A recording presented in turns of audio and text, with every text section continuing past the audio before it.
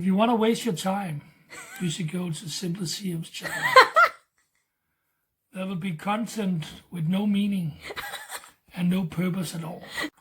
Like, subscribe, comment below, whatever, and remember, rock on!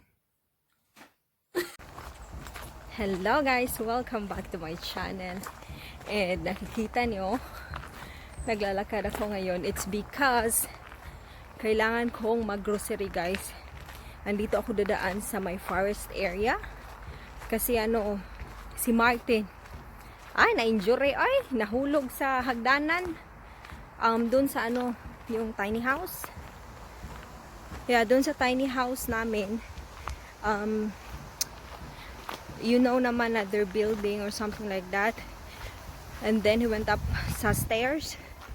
Tapos na-miscalculate niya yung stairs guys, nahulog siya. Pero he's fine. He's alive.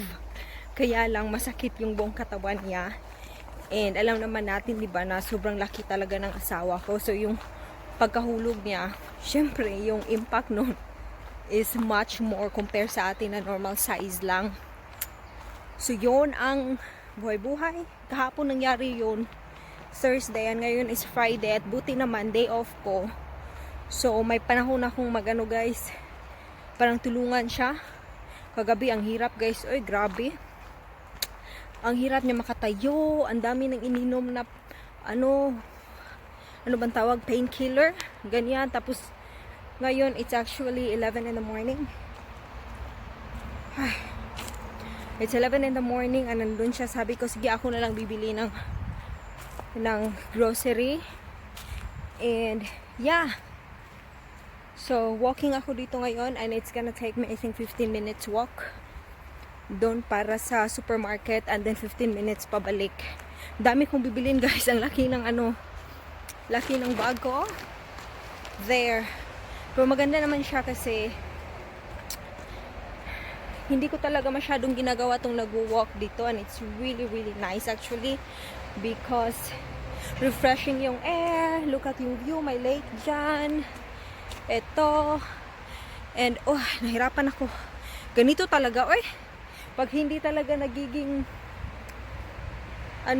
active ba sa sports. I mean, active naman ako dun sa work kasi whole day kaming nakatayo, ang lakad ng lakad. Pero iba talaga pag ganito na nagwo-walk.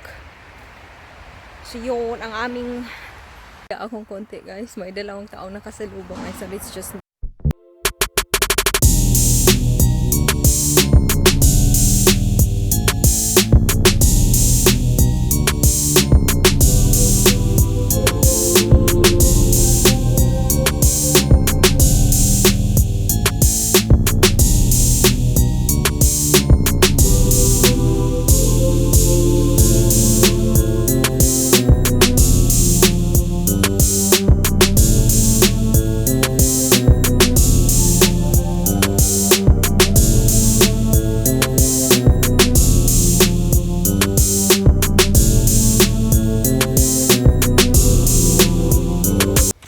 guys, yun. Madami palang tao dito,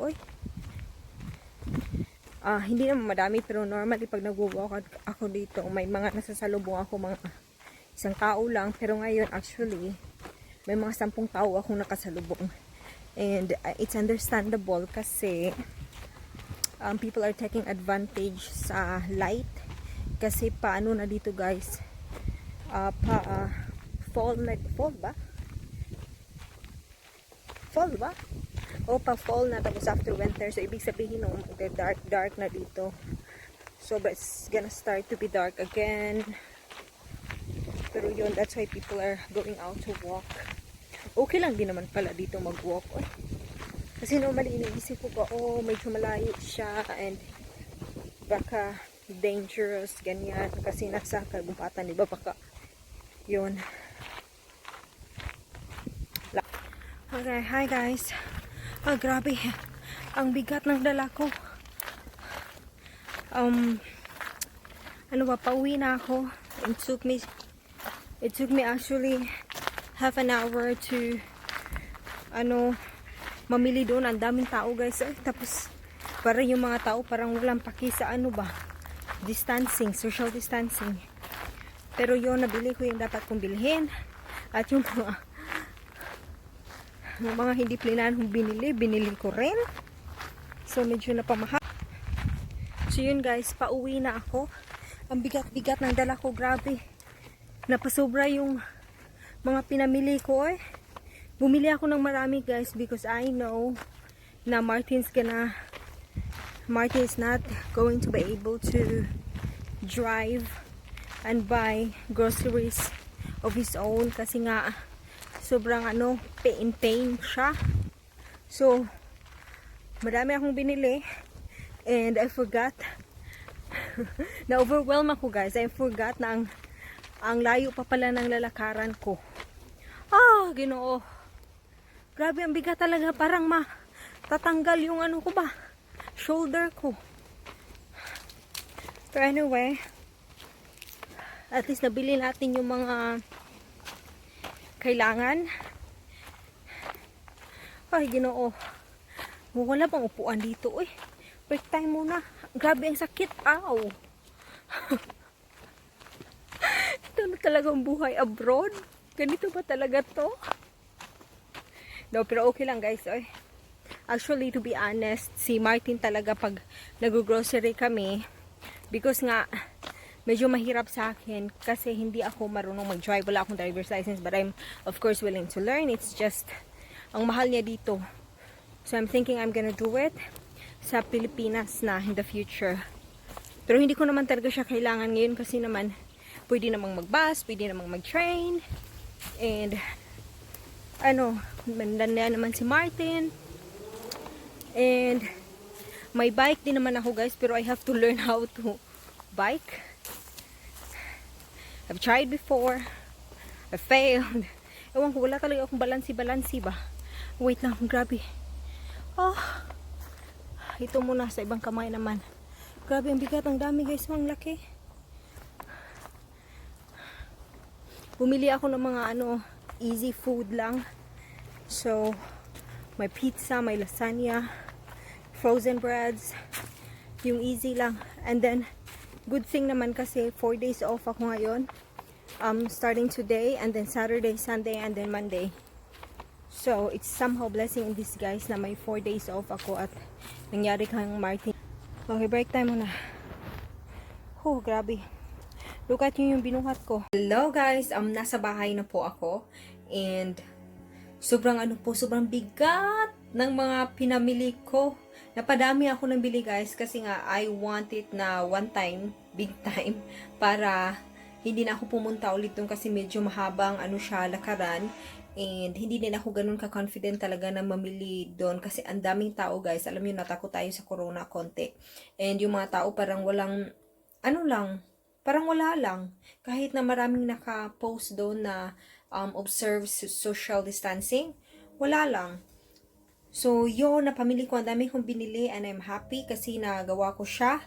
And, yeah, ipapakita ko sa inyo yung mga pinamili ko. Bumili ako ng cake kasi request ni Martin and a lot of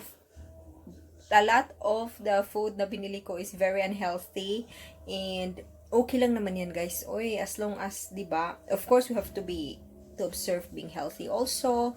Pero paminsan-minsan okay lang din naman na bumili ng mga ganito kasi I just really want it easy. And yeah, may in pain si Martin sa nangyari sa kanya kahapon. So and yeah, so that's why I just want everything na parang parang easy food lang, ganyan kasi nga yung plano ko, I got 4 days off and it starts today. Friday, Saturday, Sunday, Monday, and gusto ko talaga na malinis yung buong bahay. Yun yung parang project ko for this 4 days off. Gusto ko malinis ang bahay, gusto ko malabhan, dapat malabhan. And I wanna also do this, minimalistic lifestyle. Nahirapan ako guys kasi parang, bang tawag doon? Yung parang, okay, itatapon ko to, ganyan, ganyan. Pero, pag nakita ko na ulit yung mga pag nakita ko na ulit yung mga bagay-bagay, naisip ko, itatapon ko ba to o hindi? Baka magagamit ko pa to later on. Sayang naman. Alam mo yung ganong thinking? Kaya gusto ko talaga tingnan yung mga lahat ng gamit dito and then kung ano yung talagang hindi namin ginagamit, i-donate namin or kung hindi na talaga pwede gamitin, na lang siya. itapon siya. May mga recycling? May mga recycle places naman dito. So, yun. Oh, mahabang lakaran. Pero na-enjoy ko yung lakad, guys. It's because fresh air siya. And maganda yung view. Maganda yung view talaga. Parang in the middle of the forest na hindi naman ganun katakot-takot kasi may ano naman talaga, daanan naman talaga ng mga tao. And then it's like a lot of plants here. And then in the middle, ano siya, yung lake. So maganda siya, fresh air, ganyan. Gusto ko talaga i-try ulit na, parang I'll make it as a, ang tawag nun? I'll make it as a habit na pag may time talaga maglakad-lakad doon. And I'll try to bring Martin with me pag okay na yung, yung sakit niya sa likod. Kawawa talaga yung higanting asawa ko, guys. Oy, kahapon, pag uwi niya, parang, pagka-upo niya ng sofa, nahirapan siyang tumayo kasi nga sa sobrang sakit. Imagine yun naman, napakahiganti na asawa ko at na boom sa lupa. Galing sa itaas. Pero, I'm still thankful kasi hindi ganun kalala yung nangyari. I mean, it could have been worse, right? So, yun, pakita ko sa inyo yung aking mga pinamili. Very unhealthy, guys, bro. It's fine. Ito yung binili kong cake, request niya. Wait lang. Siya, Belra Brol Tilela. Better bread to everyone. So, yan yung cake na binili ko. And nagka-language barrier tayo doon kasi may dalawang choices ng cake. The other one is white. Uy, ang dirty ng nails ko. The other one is white and the other one is this one. And then I told the seller that I'd like to have the white one in Danish. And ito yung binigay sa akin, guys. Pero okay lang din naman kasi I think it looks good and it's yummy. So, bumili din ako ng lasagna because easy lang siya for Martin. It's for one portion. Kasi naman yung mga kinakain ko, ayaw niyang kainin, guys. O, alam mo na, mga Filipino food, ayaw niya talaga. So, binili ko siya. At least may food siya for, I don't know, dinner tomorrow, if yun yung gusto niya. Tapos, may pizza. Masarap to, guys. Na-try ko na to. Ito yung frozen pizza din. Maybe kainin niya ito the next day. Sobrang prepared talaga ako, guys, para hindi na ako pumunta doon ulit. So, yan yung sa kanya. This one is our food for later tonight. Easy one. Masarap naman siya talaga ito. We tried it already. This is potato. Potato with cream. And this one, ano ba to? Kalkon. Hindi ko alam, guys. Ano ba to? Beef? Pork? Malalaman natin mamaya. Pero yan. So, ito bili ko 80 kroner siya. And it's easy. You're just gonna put it into your oven. And then it's done. You got a decent food for, and malaki siyang portion actually. I think 4 people can eat this. And then, toothpaste kasi wala na kaming toothpaste. Ito naman is open natin. Frozen breakfast na bread. And masarap siya, guys. Tapos lagyan lang siya ng butter. Ganyan. Ito yung mga normal na kinakain ng mga tao dito. I mean, kung gusto mo ng fresh bread, meron naman din, magpunta ng bakery. Pero, pag wala kang ganun ka-time, maraming mga tao na bumibili ng frozen bread, tapos i-defroze lang, tapos ilagay sa oven. Tapos may, may bread ka na for your breakfast. Next would be, ito, ilagay ito sa bread. Masarap to, guys. Ito yung paborito ko kasi may, may fat-fat pa siya dyan o sa gigilid-gilid. There. Palaman ng pizza. Ito ay butter doon sa bread din. Ay, may buhok pa. My God. Wait lang. So, yun. Butter. Next, ito, first time ko siyang bilhin kasi sobrang dry ng buhok ko, guys, and sobrang damage talaga. And I hope it's gonna work, this one, and it is, I have to apply this 2 to 3 times a week ata. Tapos, sabi nila for 3 minutes daw, it's gonna have effect na sa buhok. Kailangan ma-repair ang buhok, guys, kasi ang sobrang dry. So, try ko yan. And then, here comes the milk, Lit milk. 1.5% fat. Okay yan. Hindi sobrang sweet na milk at hindi naman sobrang lamya na yung parang no sugar talaga, no fat. So, I like that. Ano pa? Lace. Pumili ako ng dalawa kasi mas makakamura pag dalawa yung bilhin. Kaysa yung isa lang. So, sour cream and onion. Barbecue flavor. Ano pa ba? Ito, palaman din sa bread niya kung gusto. What else? Tapos candy. Kasi kailangan natin ng sugar guys. 4 days tayo nasa bahay. And 4 days na maraming gagawin. And, ano pa? Toothbrush.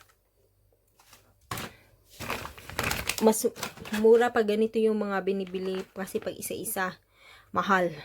Namamahalan ako. I know. Ano ako guys? Chipipay ako. Chipipay. Ano siya? May mga prices doon na pag 1 piece lang. Pero mas better yun. Pero I don't care. I mean, 20 kroner for 1. And then this one is like 21 kroner for 3 pieces. So, dito tayo sa 3 pieces. Next, I bought sugar. Kasi wala na akong sugar para sa coffee ko. And, normally I use white sugar. Pero gusto kong itry ito. Kasi ito yung ginagamit namin sa Pinas. Sa probinsya when we were kids, and doon kami napupunta during summer sa grandparents house. So ito yung gamit na sugar doon, and you know, it's just bring back childhood memories there. And then yung mga kapresyuhan dyan, ito yung nabayaran ko, 384.35 kroner. Tapos, ano yun, pero sa cake, ito. Magkano ba nabayaran ko sa cake? 50 kroner sa cake, guys. Pero, 4 pieces yung binili ko. May other cake na color brown. Kinakain na ni Martin ngayon. So, that's what my day today. So, ngayon, I just have to put this groceries in the right places para matapos na. So, see you later.